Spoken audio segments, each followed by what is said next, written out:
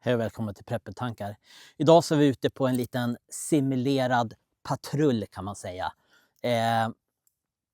Jag har gått längs den här kraftledningsgatan och jag har gått ända där bort ifrån. Det är ungefär 3,5 kilometer plus att det går likadant åt andra hållet.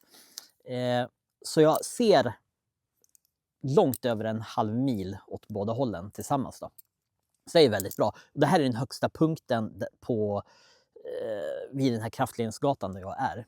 Superbra, så jag har ju koll åt båda hållen. Plus att jag sitter mellan två stenar. Den här stenarna här då. Och så finns det på andra sidan som ni inte ser då.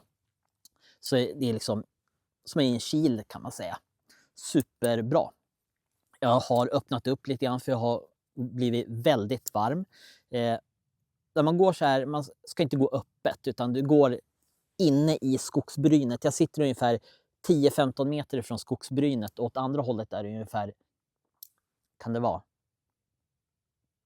60 meter kanske till andra sidan. Så jag sitter på ena sidan här då, där det är som högst och jag har nära in till där. Och jag har tagit av mig min jacka. Den är grå, den passar perfekt in här bland stenarna. Men jag har inte tagit av den helt, för om jag tar av den helt då kommer jag bryta, då kommer min silhuett synas väldigt bra med mina armar och allting. Så att jag har den på sig så det bryter upp silhuett lite grann. Så att bakifrån så ser jag väl ut som en liten toppisten eller någonting. Så att, och jag har med mig min kikare här. Jag ska slänga på lite vatten här också för jag tänkte jag skulle ha en liten paus här. Väldigt svettig är jag. Jag har gått i skogsbrynet som sagt där och det är väldigt mycket vatten här i området. Det är som mellan här i Dalarna kan man säga så är det som myrar och inne i skogen är också väldigt blött. Jag ska skicka in en bild kanske här nu hur mina fötter ser ut och benen. Jag är helt dyngsur inne i dojorna kan man säga. Och det är inte så nice. Men det blir varmt när man går sen så det gör inte så jättemycket. Får byta när jag kommer tillbaka. Jag har med min Bushnell-kikare som jag har reviewat tidigare. Den kan ni kolla på. Och jag har lagt ut min ryggsäck här som ett litet en liten matta kan man säga. Så jag kan ju ligga här då och titta så här. Jag ligger ganska platt emot. Jag ligger hyfsat bekvämt. Och den här kikaren är ju 12 gånger. Den är ganska jobbig att hålla still under längre stunder. Men det är med att jag ligger ner så är det inget problem. Anledningen till att jag brukar vara här ute mest också, det är att här i området så finns det varg och mycket hjort.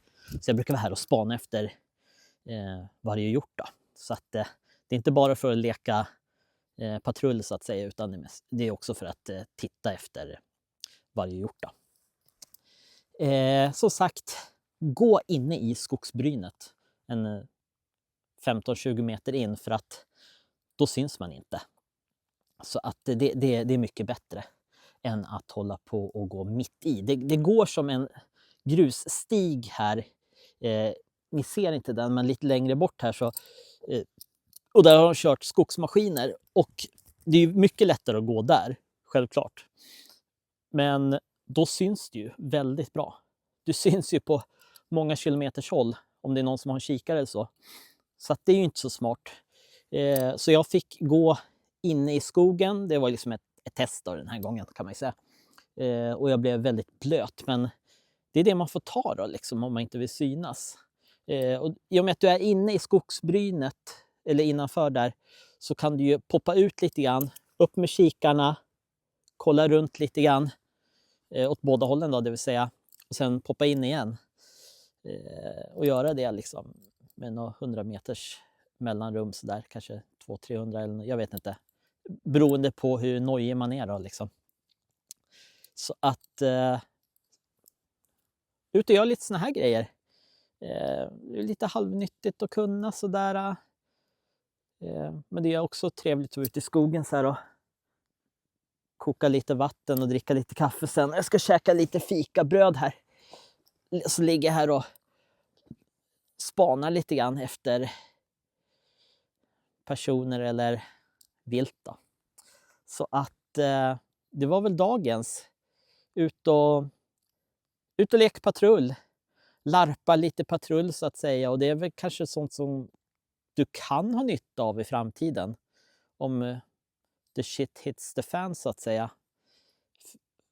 Troligtvis kommer du aldrig behöva det, men man vet aldrig. Så ni får gärna stödja mig på Buy Me A Coffee. Jag ska bli superglad. Prenumerera gärna. Likea. Och ja, subscriber som det heter. Skriv en kommentar om det är någonting ni undrar över. Har ni några tips om det här med patrull och sånt där, så skriv det gärna där nere och dela med er. Ha det bra hörni, så ses vi i nästa video. Hej då!